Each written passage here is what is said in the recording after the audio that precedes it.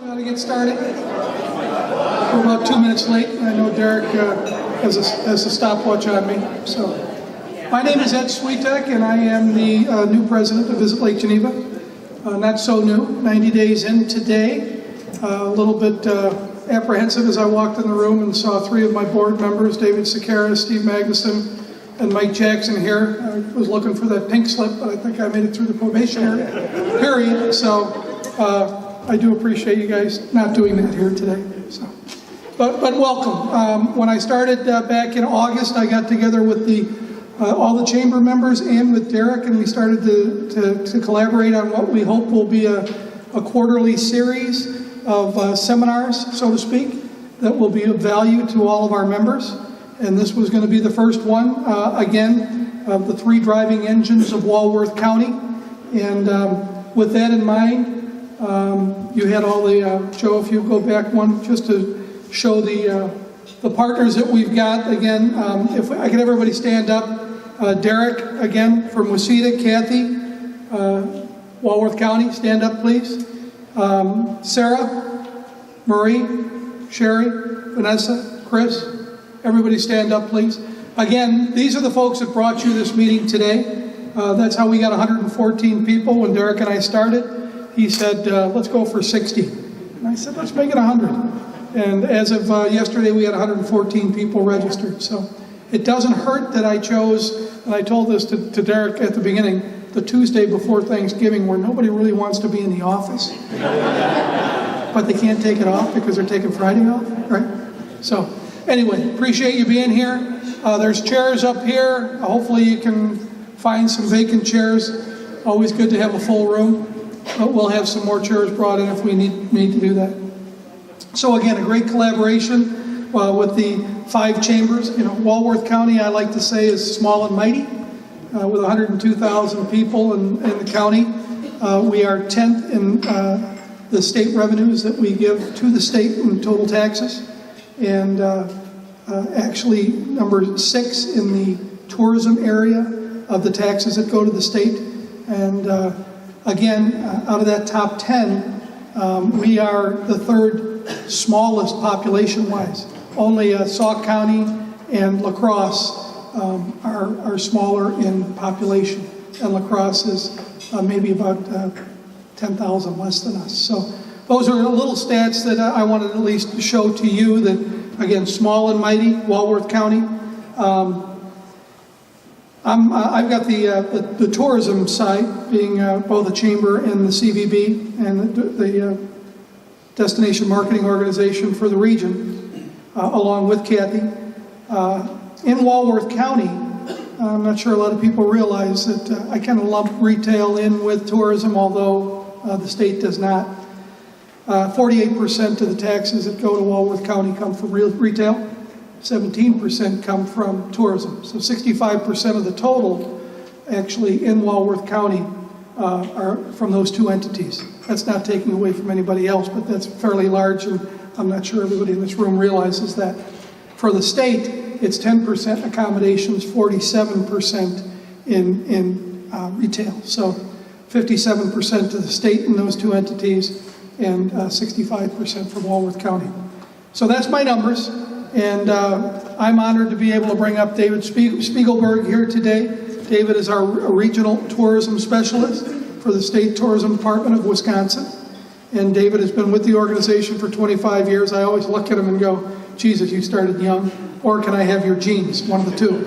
Because he started in the tourism business back in Yosemite, which is one of my favorite national parks, as I spent a lot of time in California. But then the state of Wisconsin was able to finagle him to come here in 1994, and he's been part of the rise of tourism ever since. So please welcome David Spielberg in the beginning of the program. Thank you.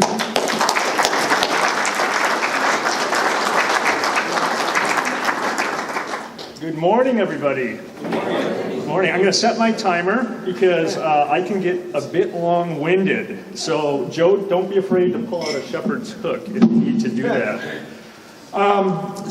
Thank you, Ed, for the introduction. It's a privilege to be here this morning. I've been with the Wisconsin Department of Tourism, as Ed said, for close to 25 years now. But one thing I always like to share when I'm in this area is I am a local resident. I grew up out in a little hamlet of Wilmot, out in western Kenosha County.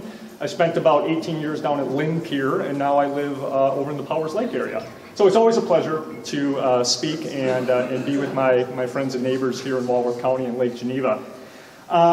What I'm sharing today, some information about tourism, is a small part of what I do on a day-to-day basis. I always like to share this story. I'm kind of known as like the department's outdoor junkie. You know, I do mountain biking and rock climbing and camping and hiking and that type of thing.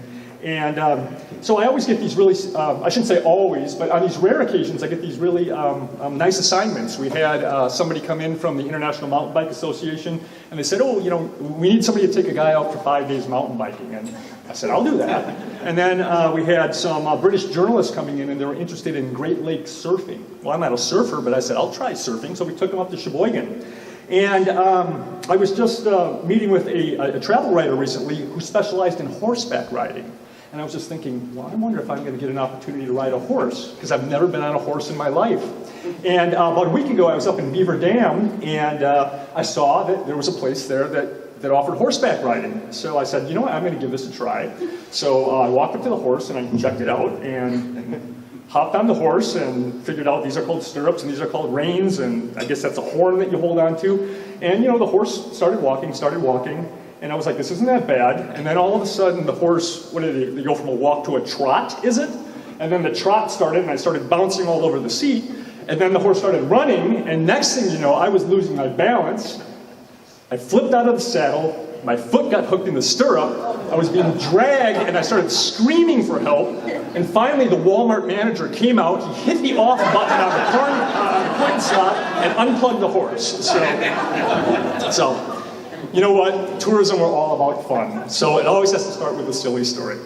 But one thing that Ed mentioned was the fact that Walworth County is doing very good in the tourism world. A statistic for the state, we like to call this our Power of Tourism talk, but the state is actually doing quite well. In 2016, the Department of Tourism worked with an organization called Tourism Economics. They do an economic impact study for us every single year. And what we learned in 2016 was that $12.3 billion was directly spent on the tourism industry in the state of Wisconsin. $12.3 billion, billion dollars. That is a lot of money being spent. And it's one of the pillars of our economy here in Wisconsin. Oftentimes when you look at the tourism industry, you know, people think of us as being a fun industry, which we are. We're hospitality, we're lighthearted. But oftentimes, you know, people really don't take our industry seriously. But $12.3 billion, that's a lot of money being spent here in Wisconsin. The total sales, when you look at all of the businesses and all of the feeders that feed into the tourism industry, it actually goes up to over $20 billion in spending in Wisconsin. So the nice thing about speaking in a destination like Walworth County and Lake Geneva is you don't have to be sold on tourism. As Ed said, you know, for a relatively small county, small population, you know, number 6 in the state, that really says a lot about the tourism industry and the services that you provide here in the county. So you have a lot to be proud of in that respect. I'd like to share this because many of you, I know that a lot of you are here out of the tourism industry, but many of you don't work in the tourism industry. And you may ask a question, well, you know, how does the tourism industry benefit me? I don't work in the tourism industry, I don't have a tourism business, maybe you don't even deal with tourists on a day-to-day basis. But one thing, if we look at this chart, you know, the upper levels there, it's a traveler. They're coming here to spend, and normally they're spending things on like dining and lodging and attractions and retail. And we think that maybe that's, you know, the only area where they're spending. But all of the attractions, all of the stores, all of the hotels also have to have those services that are provided to them. And that money gets trickled into the economy. So once again, if you're not here as a quote-unquote tourism people, please know that all of the money and all of the tourists that is coming to this county really benefits everybody. And the end product is it's building better schools, better roadways, better parks, really servicing everyone. So the wonderful thing is that we have been on a constant growth in the last 6 years. If you look at this chart, back in 2010, tourism spending was about $14.8 billion. Over the last 6 years, you know, we've seen an increase up to $20 billion. So every year when our economic impact study comes out, I'm always on the sidelines holding my breath, wondering, can it get better? The bar is being raised so high by our tourism industry in the state of Wisconsin, and all of you, I just often wonder, is it going to be better this year? And as I talk to our industry partners throughout my territory, I work in between Lake Geneva and Door County, so I work with about 18 counties and the city of Milwaukee. Most everybody I talked to said that 2017 has been a pretty good year so far. So I hope that all of you in this room, I hope that you're seeing the same thing for 2017. So our fingers are crossed, our breath is held for May of 2017, or 2018, that's when our economic impact study will come out for 2017, but we're hoping for another increase. But like I said, we're on a steady trend upward. It's a really good place to be. So what are we measuring? When we look at the economic impact study, we look at transportation, lodging, recreation, retail, and food and beverage. And I'm guessing that most of the tourism folks in the room today, you probably fall into one of these categories. So just know that when we look at the tourism industry, we're looking at the industry across the board. So Walworth County, as Ed shared, $682 million in total business sales, number 6 in the state. So who else is up there in the top 10? I mean, you're looking at the Milwaukees, the Madisons, the Brown counties with the Green Bay Packers, Waukesha County with all of the hotels and retail, and then of course the Wisconsin Dells. And all of those are economic powerhouses when it comes to tourism. And like I said earlier, when you look at Walworth County, I mean, you're a relatively small county. Is Whitewater the largest community in Walworth County?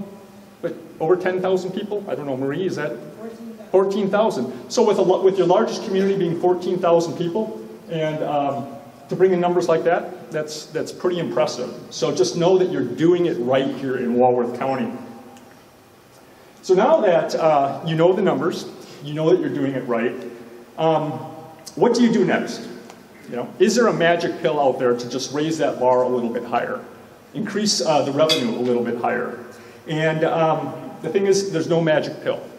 But I was looking at some different things that I could share with you today, and hopefully I could plant the seed with some ideas on how to make the rest of 2017 and the rest of 2018 even a more stellar year. So this is part of our summer ad campaign. I don't know if you've all seen our ad campaign. This is the Toursim family. They were the stars of our summer TV commercial. They were on all of our print ads, on our billboards, on all of our social media efforts. And the Toursim family is the customer that you want to have. The reason that we honed in on the Toursim family is that they've been vacationing in Wisconsin for 58 years. They've been going to a resort up in Hazelhurst called Black's Cliffs Resort. And not only have they been going for 58 years, but they started bringing their children, their grandchildren, and their great-grandchildren. So with the Toursim family, you have that loyal customer base, and you have that brand ambassador that you just cannot pay for. So ideally, this is the customer that hopefully you can land in your business. The customer that loves you so much that for half a century they're going to continue to come back. And not only come back, but bring their friends and bring their family. So how can you become engage customers like the Toursim family? They've been coming here since 1958, and we think that they're starting to like it. Do you have customers like that? And if you have customers like that, are there ways that you could create more customers like that you see, hopefully, ideally that you see multiple times in the summer or multiple times throughout the year, those familiar faces that are coming through your door? How can you make people brand loyal? So hopefully you want customers like the Thompsons.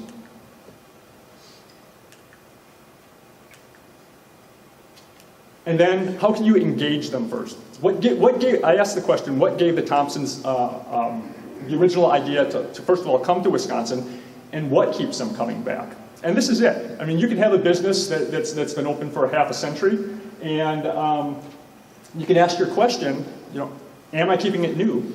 Am I keeping it fresh? Am I giving people reasons to come back again and again? And it's really all about creating an experience.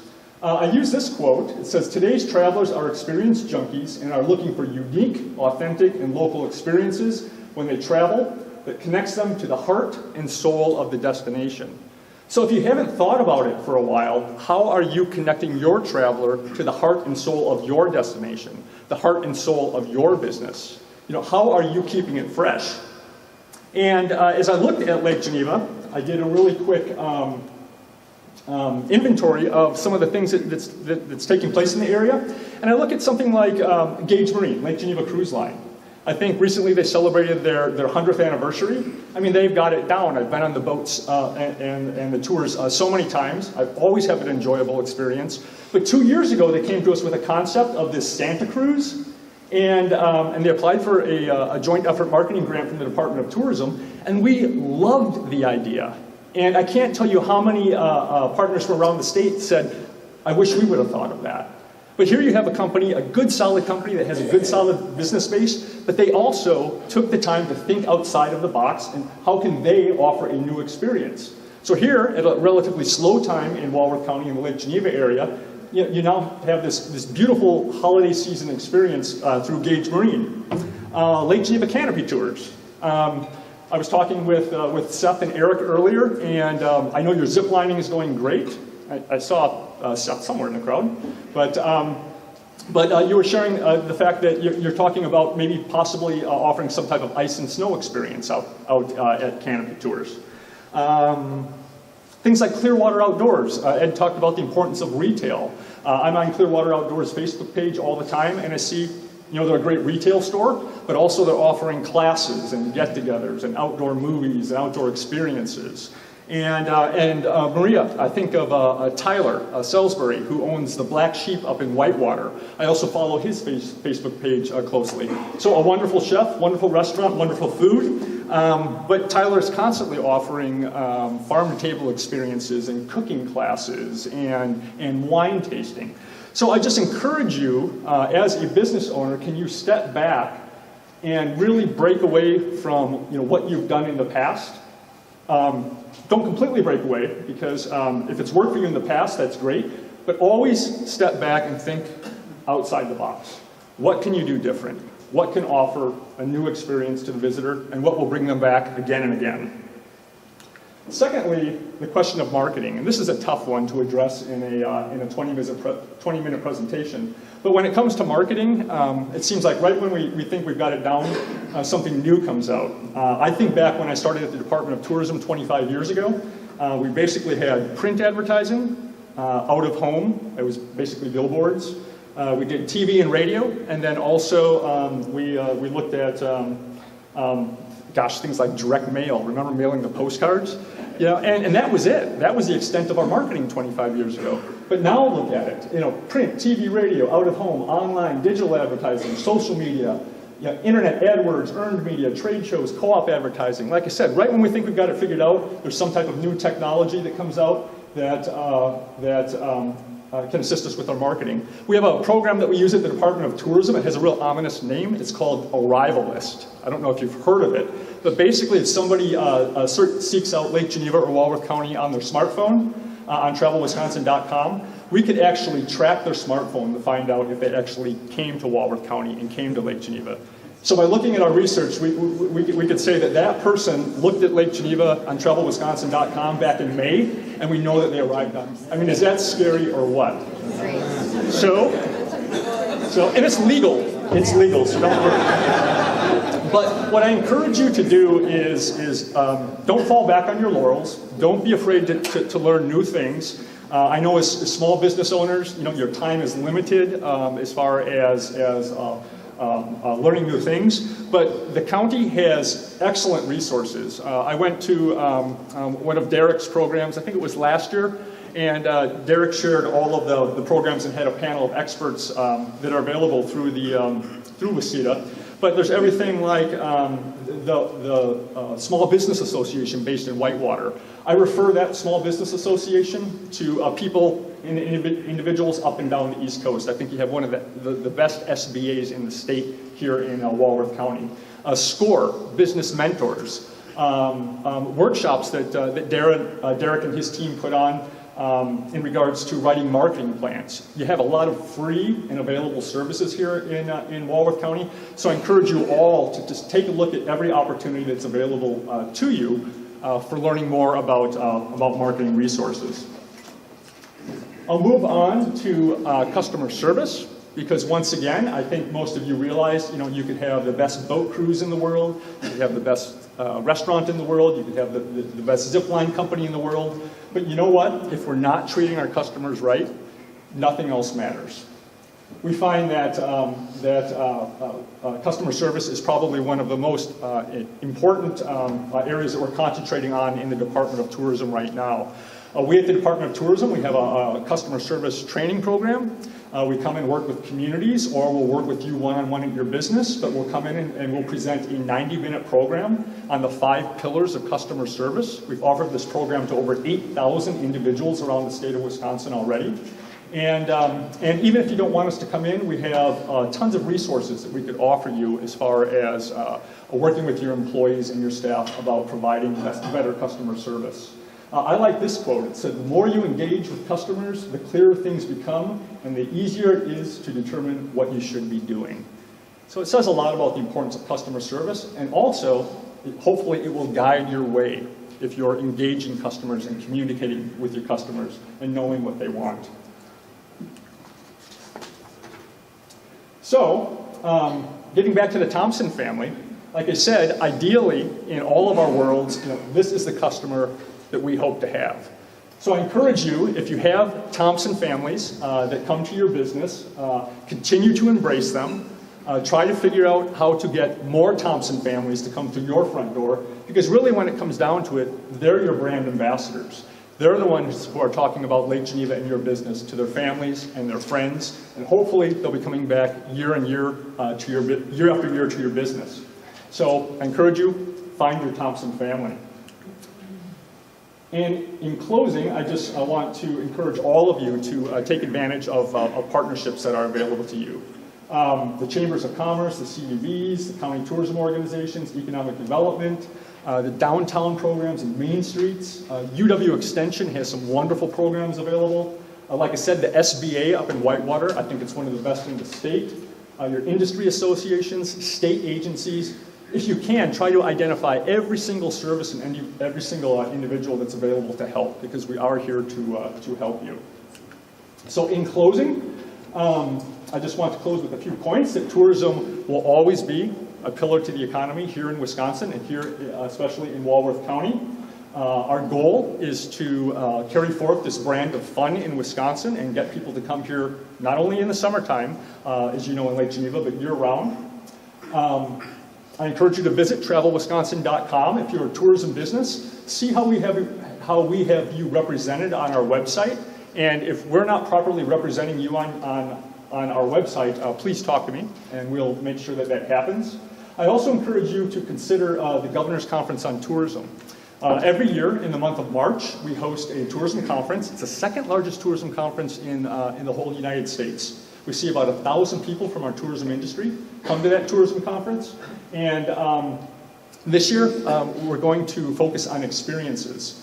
The gentleman, Joe Veneto, I gave his quote when I was talking about experience. A lot of tourism organizations are working with his organization called the Experience Lab. I think Eau Claire is contracted with him. Green Bay is looking at him.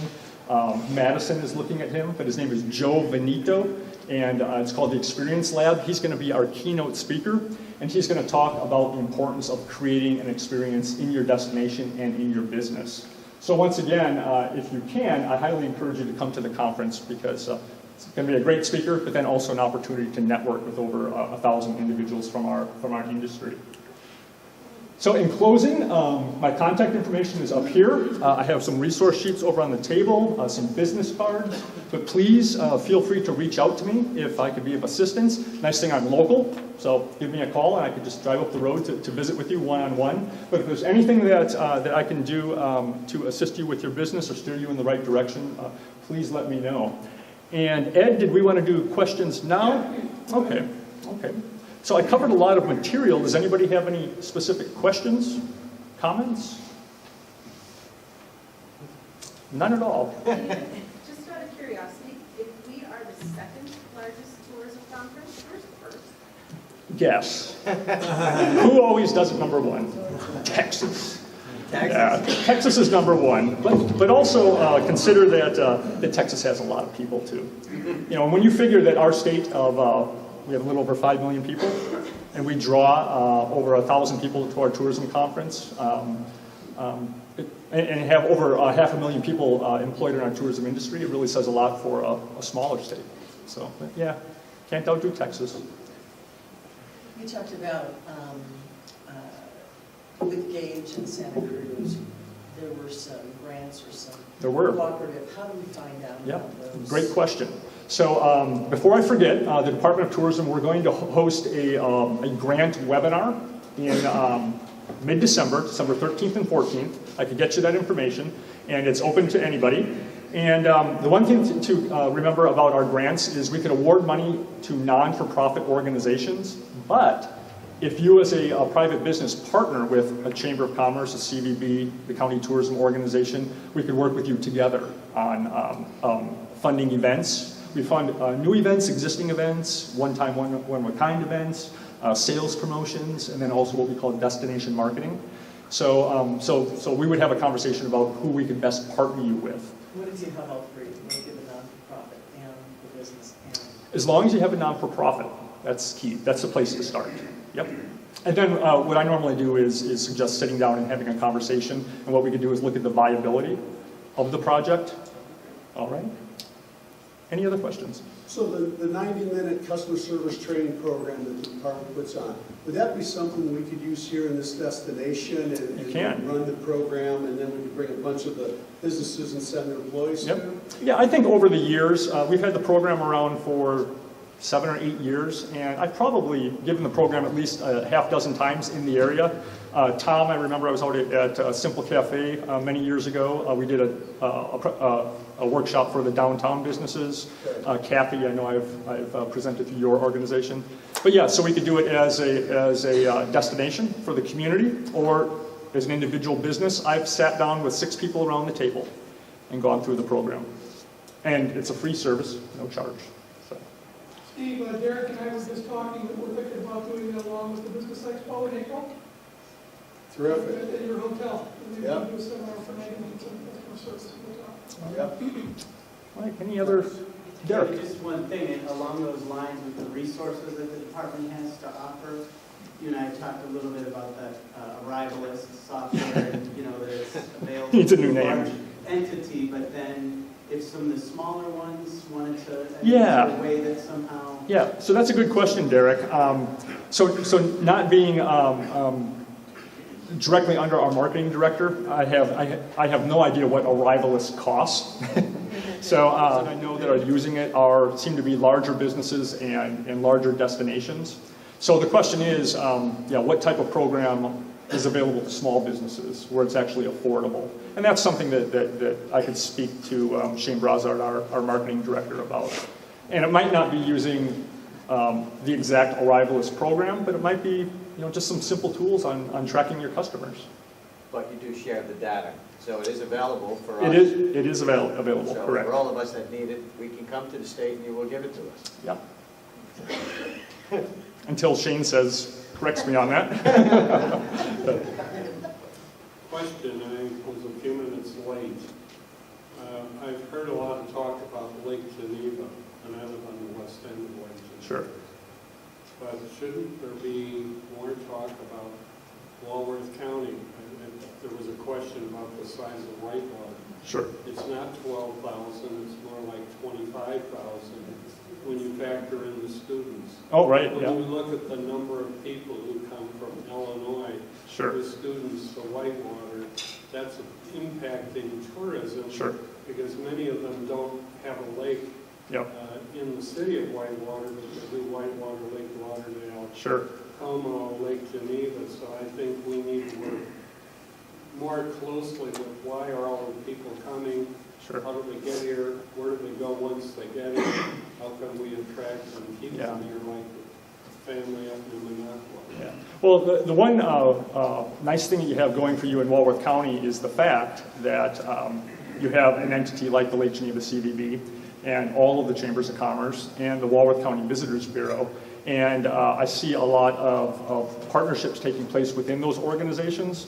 So, I mean, the nice thing is when individuals come to Lake Geneva, we know that travelers don't pay attention to where city lines end and township lines begin or county line ends. But if they're in an area, I would guess that we probably don't break out those numbers specifically to the wedding market. But what we do is we count the visitor, and the visitor is a very general definition for the visitor is somebody who is participating in an activity outside of their day-to-day routine. So a good question.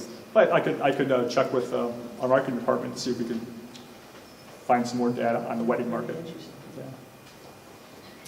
Anyone else? All right. Well, I'll be over here at the tourism table. So thank you.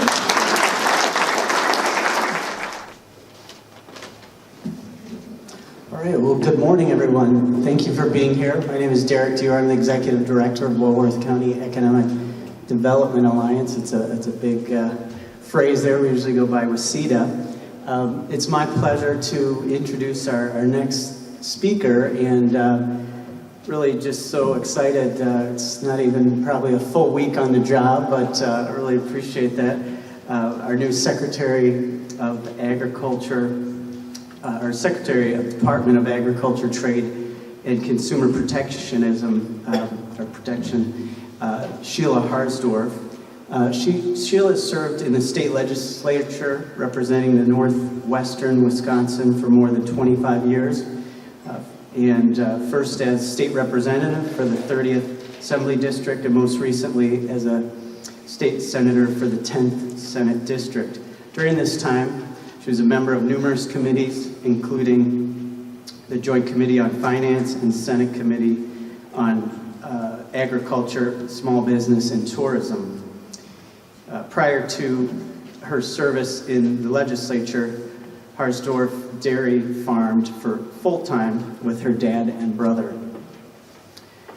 She earned her bachelor's degree in animal science from the University of Minnesota and has been an active member of the agriculture community, volunteering and serving as a board member for various organizations. Secretary Harsdorf, thank you for being with us today. Please come on.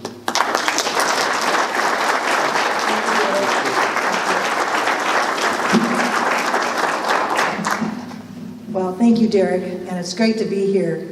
And unlike David, who has been with the Department of Tourism for 25 years, I am now in my 7th day. But I made it. Anyway, it's great to be here, and I want to applaud you for really pulling together tourism, agriculture, and manufacturing. We sometimes don't recognize the collaboration and the connections that exist between these three segments, but they do. And it's one that, for Wisconsin to continue to move forward, we want to continue to grow those connections. You know, we have ag tourism, which is growing. You know, some of you have probably picked up your pumpkin this fall at a pumpkin farm, or picked up apples at the apple orchard, or visited a corn maze. So ag tourism is growing throughout the state, as it is here in Walworth County. Manufacturing, we know that agriculture grows the basic core products, but it's manufacturers who turn that into value added and turn those products into something that you as a consumer use. And we use through efficiencies and meeting the needs of our customers. It is something that, as the Secretary of the Department of Ag, Trade, and Consumer Protection, our mission is to partner with all the citizens of the state in order to grow the economy by promoting quality food, healthy plants and animals, sound use of land and water resources, and a fair marketplace. Basically, that means we are serving every citizen of our great state, and that is each and every day. I wanted to give you just a highlight of Wisconsin agriculture, how it exists today. Wisconsin has 68,700 farms, with the average farm size being around 210 acres. 14.4 million acres are being tilled. And Wisconsin farms grow a variety on our state's lands. We grow from cash grain to specialty crops. Wisconsin ranks first in the nation for the production of snap beans for processing, cheese, cranberries, ginseng, mink pelts, dry whey for humans, milk goats, and corn for silage. Wisconsin, of course, harvests large amounts of corn and soybeans for our livestock industry and grain exports, but our state is also a leader in vegetable production. We rank 3rd nationally in growing potatoes. The state is also known for its fruit production, including the state fruit, which is the cranberry. So as you enjoy Thanksgiving dinner and have cranberries, the chances are those cranberries have come from the state of Wisconsin. Wisconsin produces 64% of the nation's total production of cranberries. Today, Wisconsin agriculture, its greatest strength is our diversity. Wisconsin farmers have 735,000 taps for maple syrup, and our honey crop is valued at over $8 million. The state has an advanced livestock and meat processing industry, and we can boast that we are the first in the country to have a master meat crafting training program.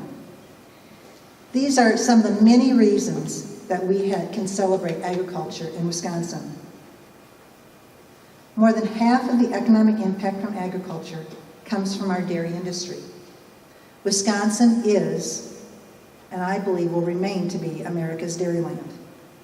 Wisconsin is home to nearly 9,000 dairy farms, more than any other state in the country.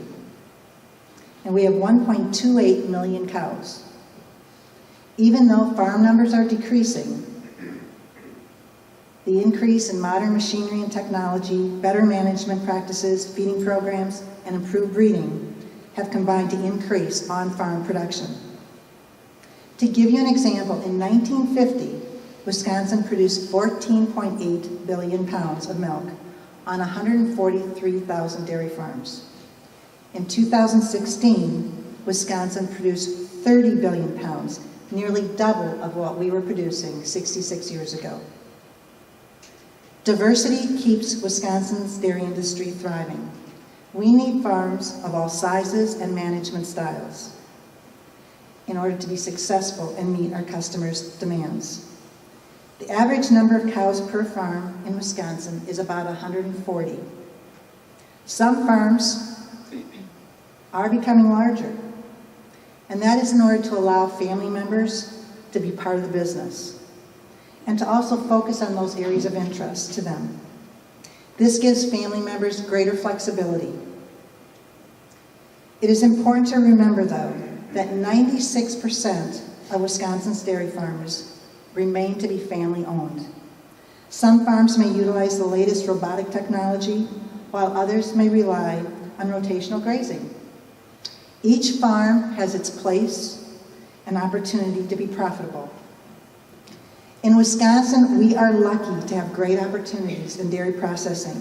Last year, Wisconsin produced 3.2 billion pounds of cheese. 3.2 billion pounds of cheese. That's 27% of the nation's total cheese production.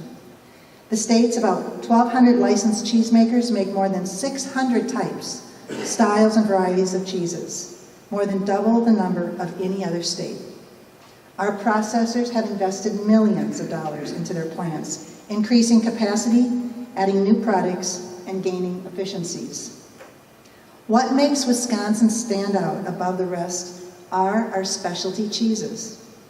Specialty cheeses are a value-added product that have unique qualities, such as limited supply, exotic origin, and extraordinary packaging.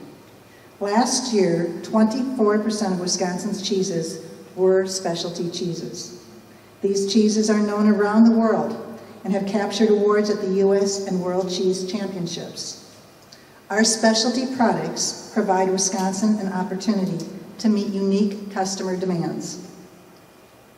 As I mentioned, each farm, no matter what the type, size, or management style, has a place in Wisconsin agriculture. Some farms have found a new market by transitioning to organic production. Wisconsin ranks second in the country in the number of organic farms, and that number is at over 1,200. Wisconsin actually produces 76% of the nation's organic cranberries and 10% of organic cow's milk. Consumers are becoming more and more interested in how their food is produced. Consumers seeking organic products can be sure to find them here in Wisconsin. The state has found great success marketing our products around the world. Wisconsin exported nearly $2.6 billion in agricultural products to 144 countries during just the first 3 quarters of this year. This is an increase of 6.7% in value compared to the same period last year. Wisconsin ranks 12th among U.S. states in agricultural exports.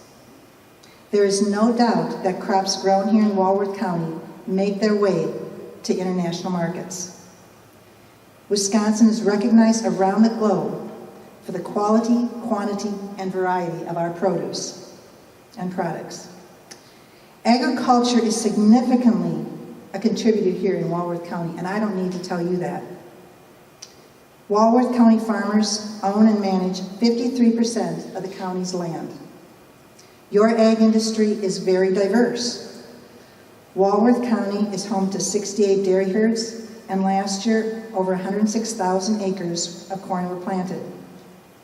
Farmers and direct marketing vegetables, meats, and fruits locally to consumers. When reading Walworth County's top commodities, the list includes grain, milk, cattle, calves, vegetables, sheep, and goats. So you too are diverse, very diverse here. According to the UW Extension Report from 2014, agriculture provides jobs to 4,347 Walworth County residents. That means almost 8% of your workforce is coming from agriculture, ranging from on-farm production jobs to agricultural sales and processing. Agriculture pumps $895 million into your local economy. That is 11.4% of the county's total economic activity. Our department works to reach those in your county and across our state. Our department licenses approximately 125,000 individuals and businesses. While our agency does have many regulatory responsibilities, our first aim is to listen and to communicate and to help farmers, consumers, and businesses solve problems. While DATCAP, within the department, there are 6 different divisions. And I'm just going to briefly touch on each one of these. First, the Division of Ag Development. This division promotes Wisconsin products at home and abroad and provides assistance to farmers and agribusinesses. There continues to be great potential in our international marketplace. That is why DATCAP's International Agribusiness Center works with companies to grow their business worldwide. The team offers one-on-one consultations, educational seminars, buyer's missions here at home, and trade missions abroad. Staff can help businesses as they begin the export process to overcoming any particular challenge. So I encourage you, if you are looking at building those exports, make sure you give us a call. For farmers who hope to sell additional products closer to home, the Division of Ag Development staff can provide information, resources, and connections. DATCAP manages the Something Special from Wisconsin logo. This special logo, the red and yellow trademark, is a recognizable logo that can be used by businesses if at least 50% of the value of the product or service is attributable to Wisconsin ingredients, production, or processing. The well-known program has nearly 500 members, including some right here in Walworth County. You may recognize the Lewiston brand out of Elkhorn, and they use this logo. The family business creates sauces, preserves, and syrups, and they are truly something special from Wisconsin. We all know how important it is to keep Wisconsin farmers who want to farm on the farm. To do that, they need to be profitable. Our Wisconsin Farm Center provides free, confidential services to farmers who are in need. The team can assist farmers with financial planning, conflict, mediation, counseling services, and more. For the long-term success of Wisconsin's agriculture industry, Farmers need to have succession plans in place in order to transfer their operations to the next generation. Our Farm Center provides these planning services to both beginning and senior farmers. Staff facilitate discussions among family members, assess feasibility, describe succession alternatives, and essentially prepare the farm family to meet with an attorney and or other farm professionals. Farm succession planning has been a popular program within the department at the Farm Center for the past several years, with farmers looking for different options in order to transition their farms to the next generation. Another division in the department is a division of food and recreational safety. These staff work hard to make sure that we have access to a safe, wholesome, and secure food supply.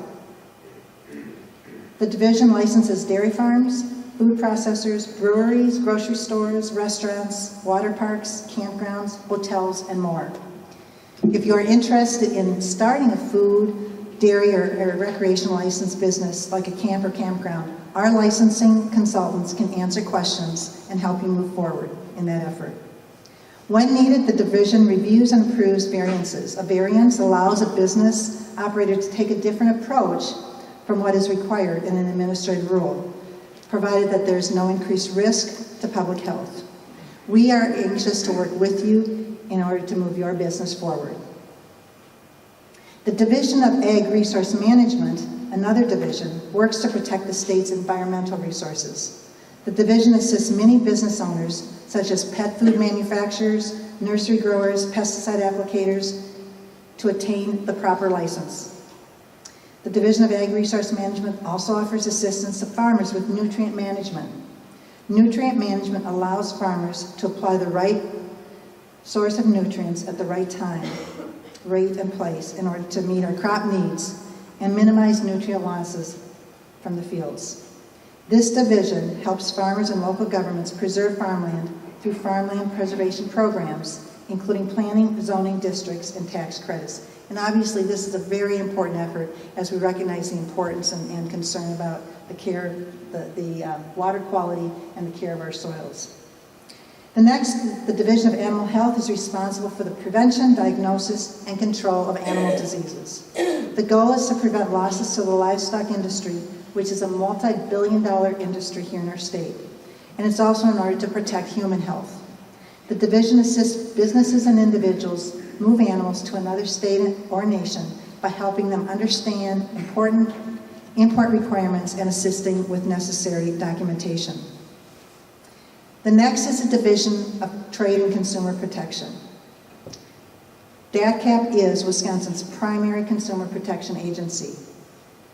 This division works to ensure fair business practices in Wisconsin's markets. The division administers consumer protection laws, maintains the state's official weights and measures system, and conducts petroleum, tanks, and fuel quality inspections. The department also maintains the Do Not Call list, which is very popular, and in 2016 handled more than 35,000 complaints and inquiries from consumers and businesses across the state. Through all of these divisions, the Department of Ag, Trade, and Consumer Protection works to provide services for all of Wisconsinites.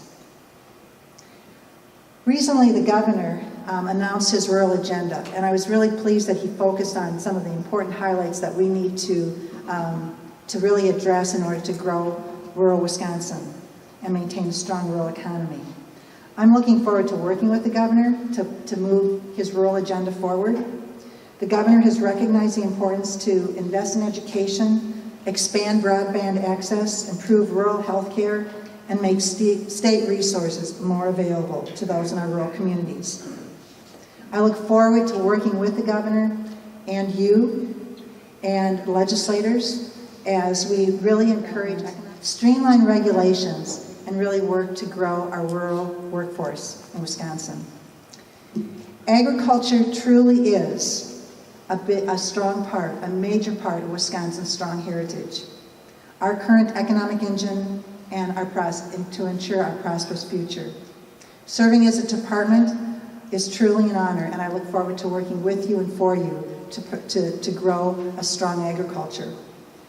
And obviously, you are important, the stakeholders and the consumers are an important part of that in our success. And I look forward to working with you. And at this time, I would be happy to answer any questions that you might have.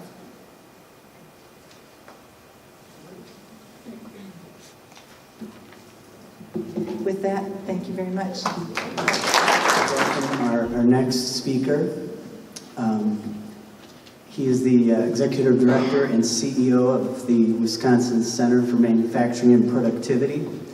Leading the organization since 2011, Buckley Brinkman brought more than 25 years of his transformational manufacturing leadership to the WCMP with a breadth of experience in helping companies drive growth, world-class competitiveness, and performance excellence. Throughout his career, Brinkman provided executive leadership to companies ranging from $5 million to $6 billion in sales. He's known for his ability to turn around companies and received the Turnaround of the Year award for his work with a medical device manufacturer. Brinkman is an industry thought leader who has authored several white papers on innovation, corporate culture, business strategy, and other topics.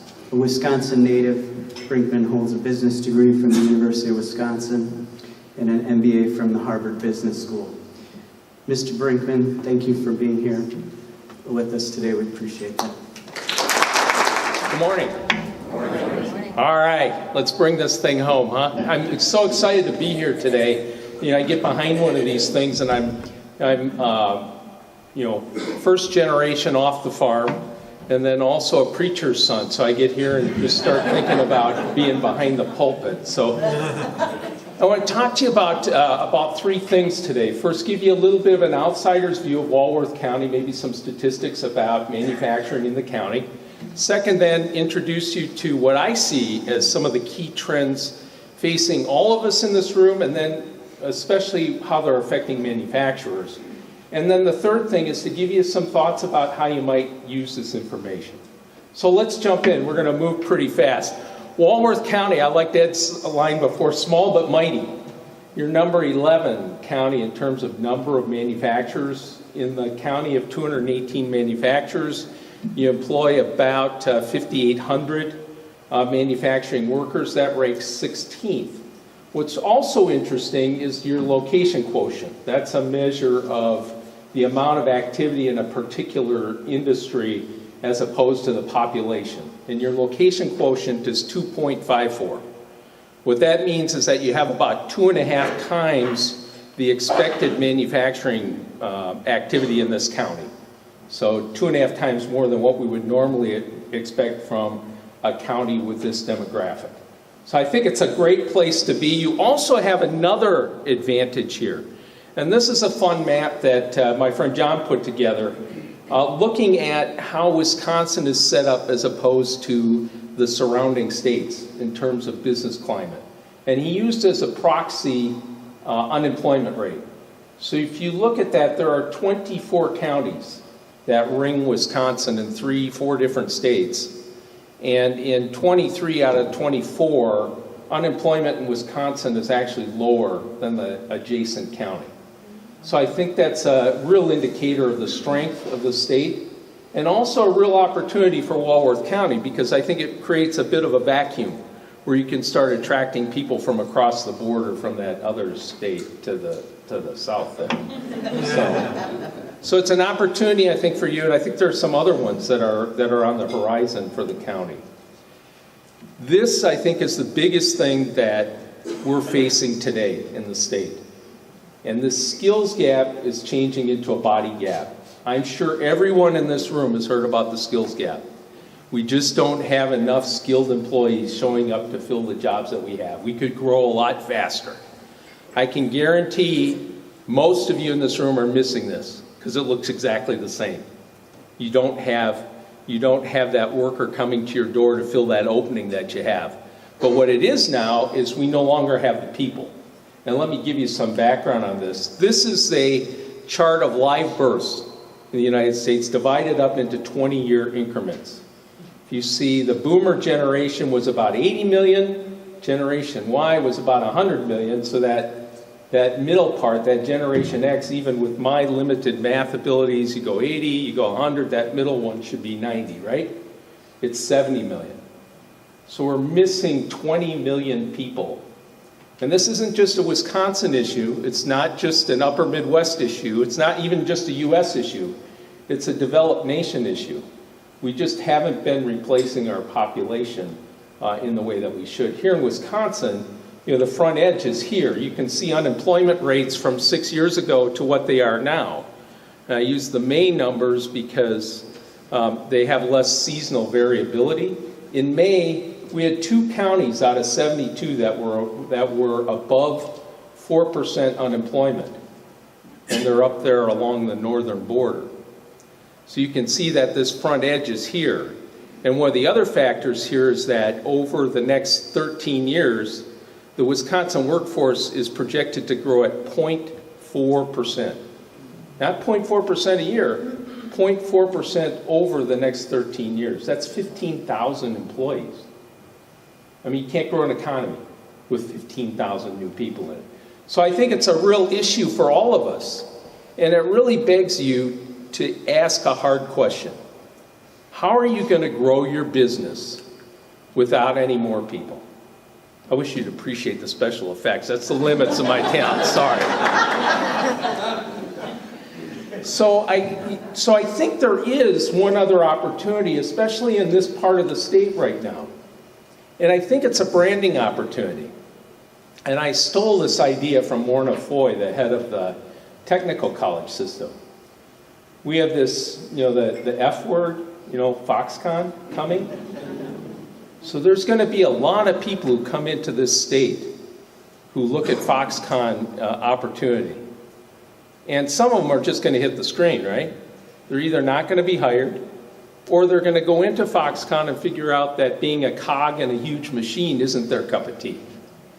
So it's a real opportunity for us to brand ourselves, our individual businesses, as really good places to work. Really good places to work, really good places to build a career, really good places to support your family before they go back home, right? So I think this is a challenge that everybody in this room should be looking at and saying, all right, what am I doing in my business to set it apart, to make it that destination employer? So an opportunity, especially here in Walworth County, where you're going to be adjacent to Foxconn and also adjacent to the border. Let me talk to you about 3 trends that I see affecting manufacturing. I think they're very, very clear. Somebody telling you that they can't see the trends in manufacturing right now, they haven't looked at this. There are 3 of them coming right at us. The first one, anybody know what this is? It's a printed car. It's the Rally Fighter from Local Motors. What's really exciting about it is it's lowered the complexity slightly. Average car, 50,000 parts, right? This car has 50. 6 to 7 year design cycle for a normal auto manufacturer. This is 6 months. And, having worked at Kohl's, they make these cars in a 50,000 square foot factory.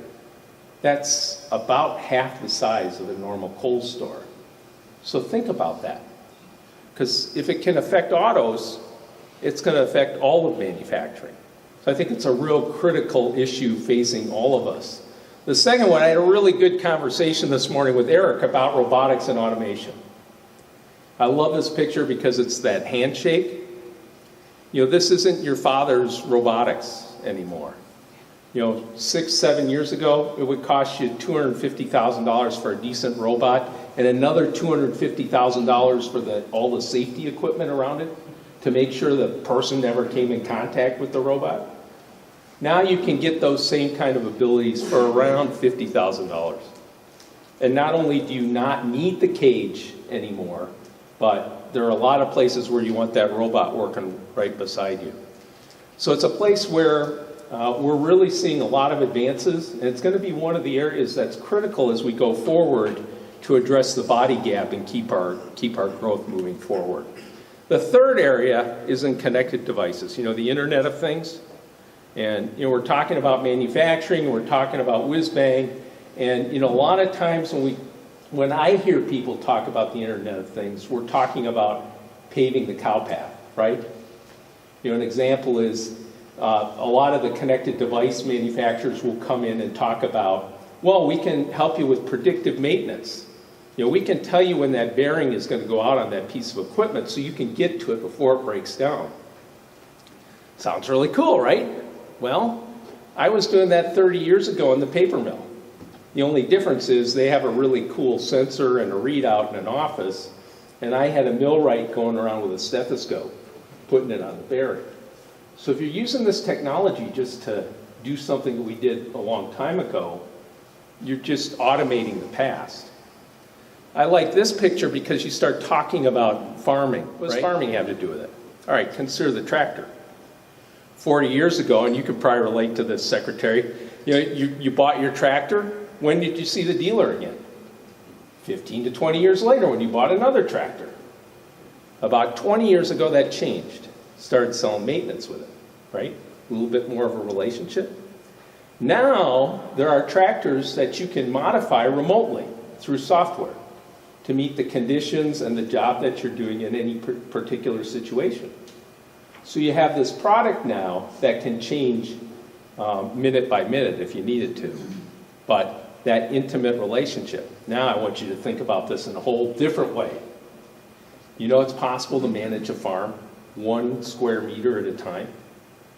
Nutrients, moisture, tillage, seeding, whatever you want to do, 1 square meter.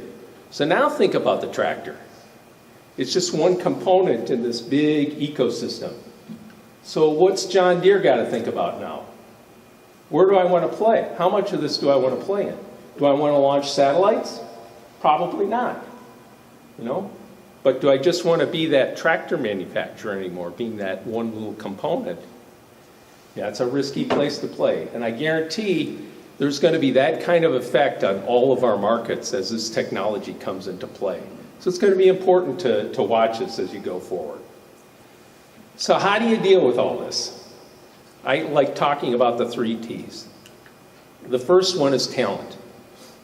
You're going to have to absolutely engage and absolutely retain the people that you have under your roof.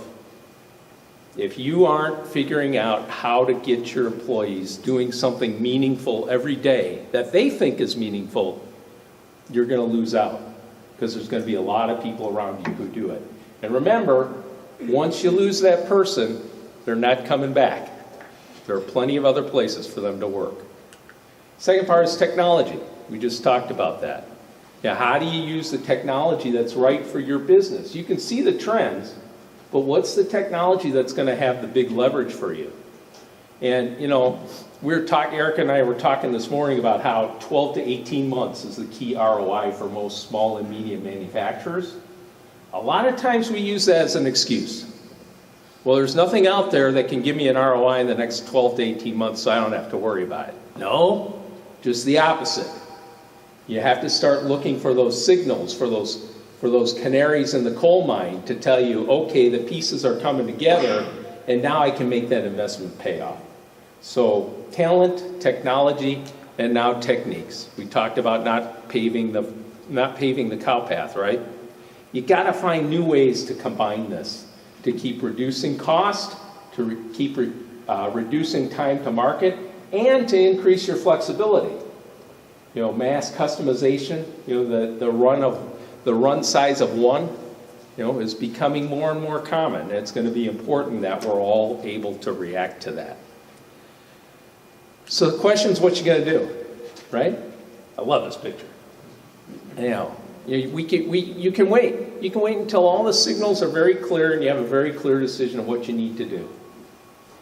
I pose to you that if you do that, you'll be put in that situation where you need to make a bet the farm investment at a time of stress. My turnaround experience tells me that's usually not a very good way to make a decision.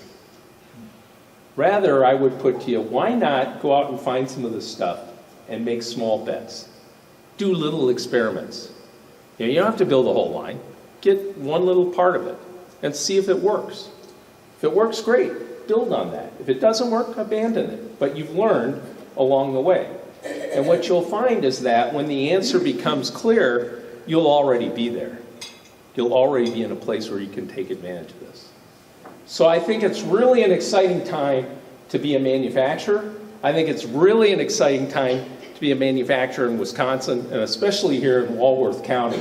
And I want to thank you for the time you've given me.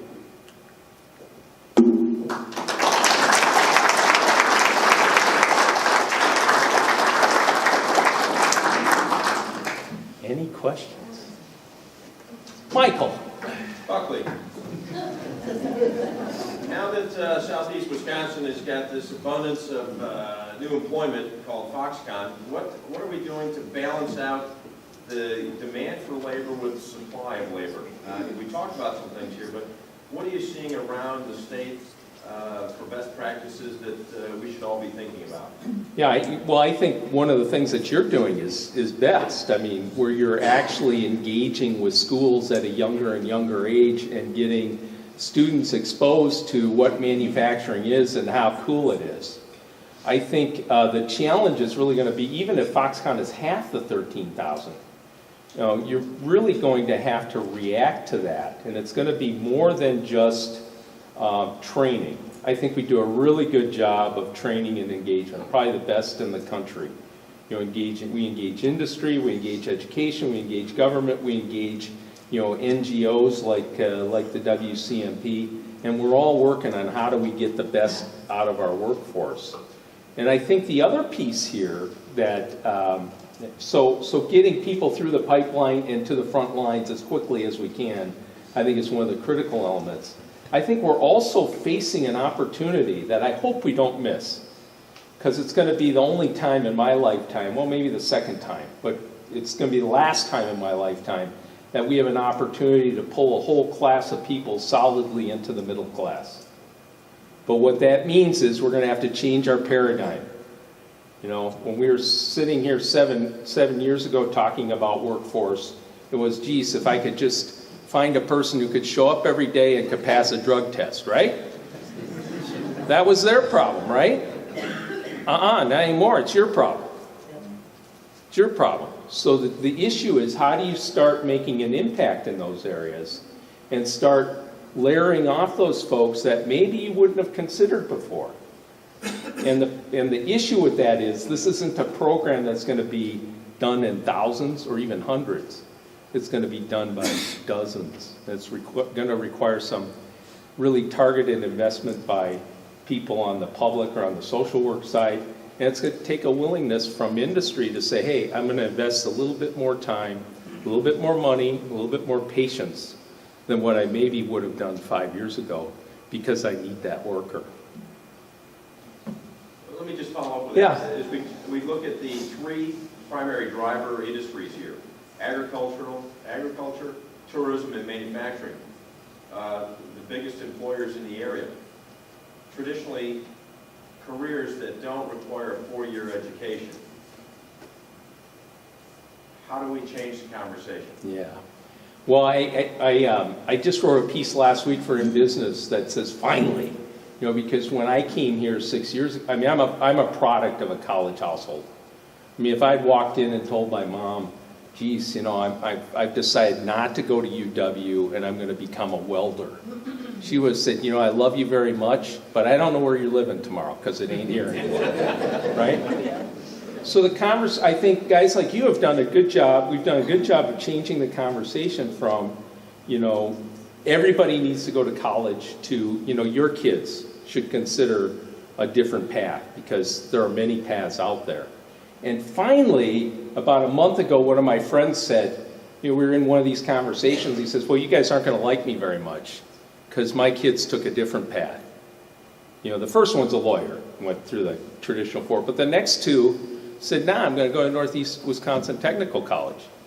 And, after 2 associate's degrees, and he's, early 20s, he's making a good living with the Postal Service as a mechanic. I'd like to speak. Yeah, please. I saw your hand up. Yeah. I've been in staffing and employment in this market since '96. And in some cases, and I know Derek can probably speak to this, Walworth County doesn't have the highest wages as compared to our border counties. So some of the increases in the wages, they need to happen in some of our cases, okay? And there is picking off of employees going on at a rapid rate right now. And I'm going to tell you, one of our issues is that I am first generation off the farm also, and I'm not discounting anybody that isn't. But as Walworth County becomes less and less of an agriculture community, where the kids got up and milked cows in the morning, you know, did all these things, we have a lot of these parents are now sending their kids to my jobs. And these parents that they themselves were not a good role model for working. So we've got second generation, used to working 40 hours, much less 20 hours. So that's what I am seeing is going on with some of these issues with our employees, is they didn't have good role models for what it means to go to work every day for 350 days of the year. Okay, so that's part of the problem, and we have to figure out how to correct those problems. And sometimes our school system, and I'm not teasing them, but is not doing a great job about attendance, being able to retake tests, and all the things that we've become so accustomed to. Because I've been in the school system. You didn't do well, let's do it again. But that doesn't work in your manufacturing situation. It doesn't. If it doesn't work that day, your customer is upset, and there's no redo. So all these things are kind of coming to this head right now, and it's making it very tough for all of us who employ those individuals who don't think it's okay, I've got the cold, I'm not showing up tomorrow. And I would put to you that that's the challenge of anybody who's trying to build a good workforce today. I think if you go, what drives me nuts is when people put labels on it, like we have an hour-long discussion about millennials, but I have a problem with that label. You talk about they don't want to work very much, they want to make a lot of money, they want to sit at the table, they think they can run the company in 2 weeks. Kids these days. Except, that was me at 24. I thought I was going to run Kohl's department stores 2 weeks after I got there. So, I think that's generational. I think there is one big difference, and that is that since these millennials have been, pick an age, 3, 4, 5 in their family, first of all, they're technology native, right? They grew up with that cell phone and that iPad. So they just do it naturally where I have to work at it. But the second part is, since they've been very, very young, they've been the CTO of their household, right? The Chief Technology Officer. So they're used to older people coming to them and saying, what do you think? I think that's an interesting quirk in all of this, So yeah, thank you. Appreciate that. Buckley, as you look at companies trying to become employers of choice, or starting that journey to become an employer of choice, what are resources that you point them to and/or repositories for kind of best practices along that? Yeah, I think, I would be remiss if I didn't say look to the MEP system first. I mean, we've been very active in that whole area.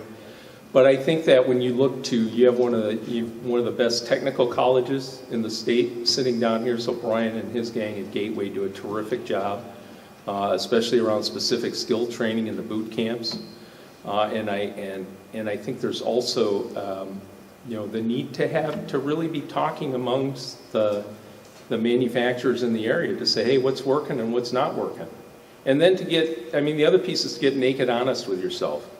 Am I really giving up control, or am I really just telling people why they should be doing what I want them to do anyway? And there's a difference there, and that's a difference between being truly engaged and not. So the voice of employees is as important as the voice of customers. Absolutely. There was a book written a decade ago or so, The Customer's Number 2, and it's about, geez, if you aren't taking care of the people under your roof, how can you ever hope to take care of your customer? Well, thank you. I really appreciate the opportunity.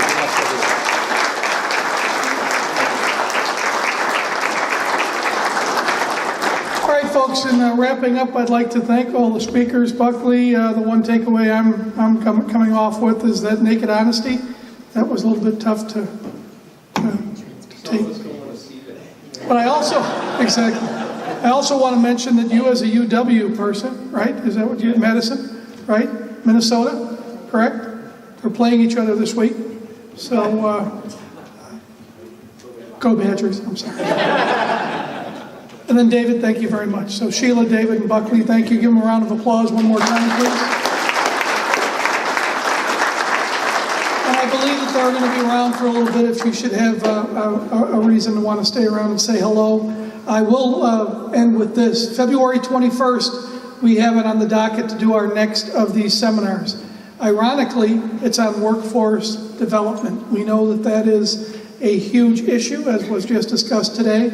Sarah Sakaris is going to be our chairman from the Delavan Chamber on that particular workshop / seminar. We're not sure, or do we know where we're going to be yet? Or okay, so stay tuned on that. But February 21st, hopefully this was beneficial to you. Please let us know if there's other items you'd like to discuss in the future or what you'd like to see. The collaboration and the engagement is what we're looking for. To get you out of here right around 10 o'clock is a feat. And I thank Derek and all the chambers for helping out and getting this connected. Appreciate everything you're doing, and have yourself a wonderful, blessed Thanksgiving. Thank you.